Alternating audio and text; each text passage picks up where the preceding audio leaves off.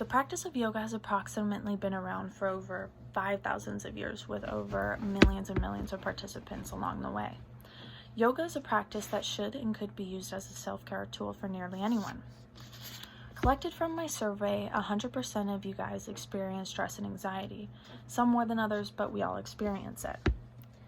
A study on yoga participants concluded that those who use yoga meditation experience overall lower stress levels than those who don't.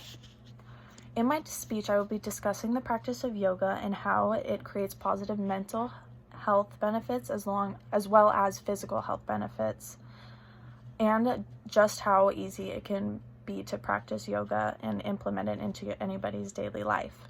All right, so physical health benefits.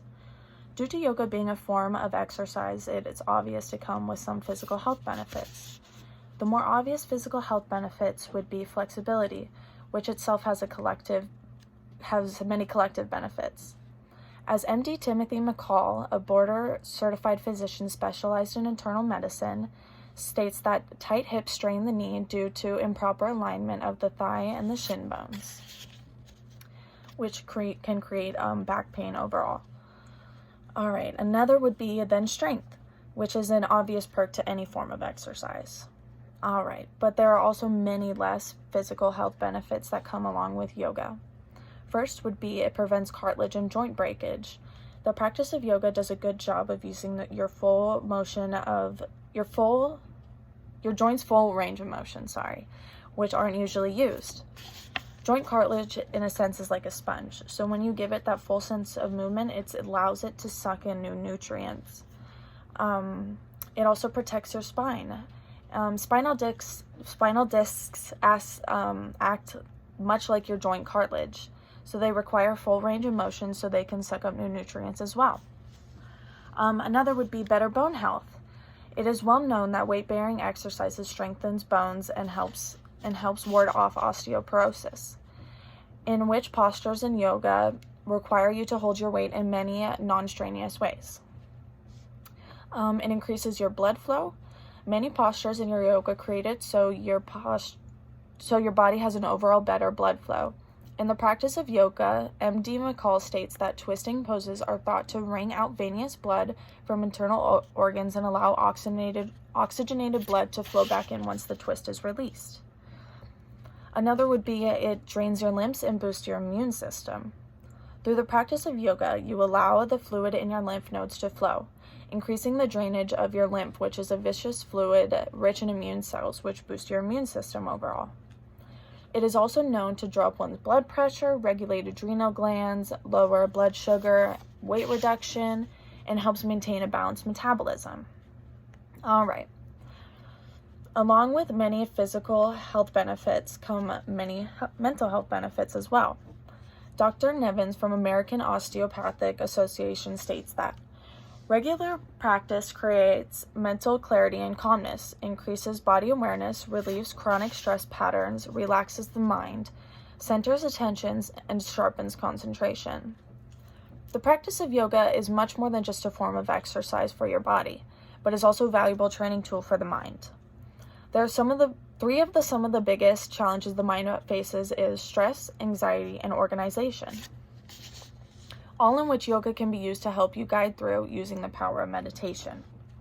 Meditation is a practice to sit with oneself, no distractions, just focus on breathing or an object. And you have to, once your mind starts to wander, which it will, you have to try to bring your attention back onto breathing or just that one object. As it religiously is practiced, your brain creates new tools such as better focus, because meditation is the practice of quieting distractions around yourself and being able to focus on just one thing. Better memory. Catherine Carr, a researcher at the Martin Center Research at the for the Biomedical Imaging and the Osher Research Center, conducted an experiment to compare the memories between those who meditated and those who didn't. In her experiment's conclusion, those who meditated seemed to have better memory recollection than those who didn't.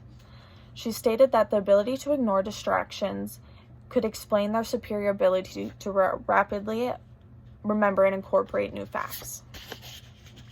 Another would be less anxiety or better control over it. Our minds have perceived stress or anxiety related to certain experiences in our past life. Or not in our past life, in like, you know what I mean. All right. Creating neural pathways. Say when you were younger and got bit by a fish. So now whenever you see a fish, you associate fish with fear and anxiety. Through the use of meditation, particular neural pathways are weakened or even destroyed.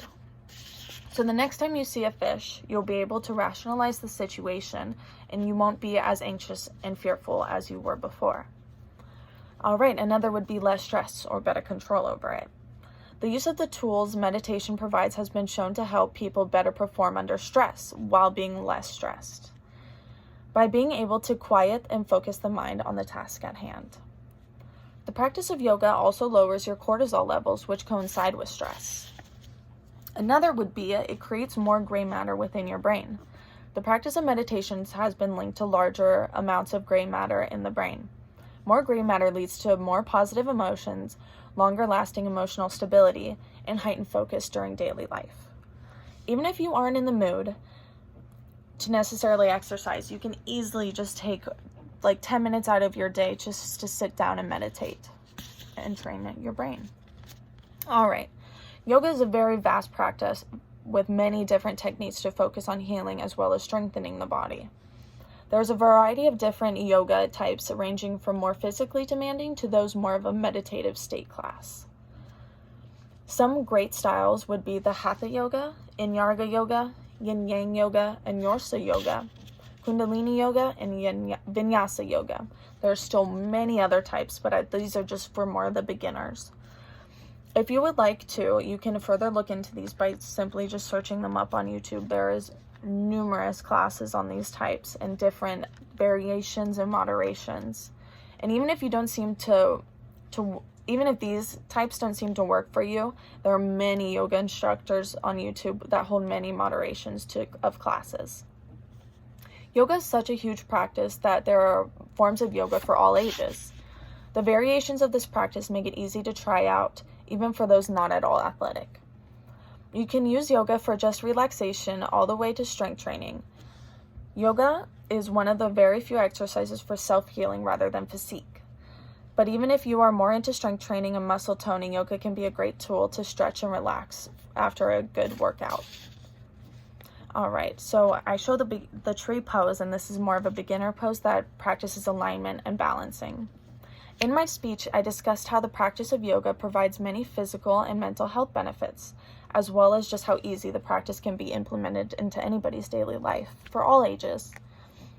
And it is a tool for both healing the mind and the body. In using this practice, you create many advantages for yourself. Your body will become stronger as well as healthier and longevity.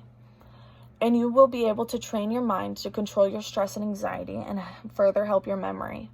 Yoga is an incredible tool for anyone and everyone for self-care.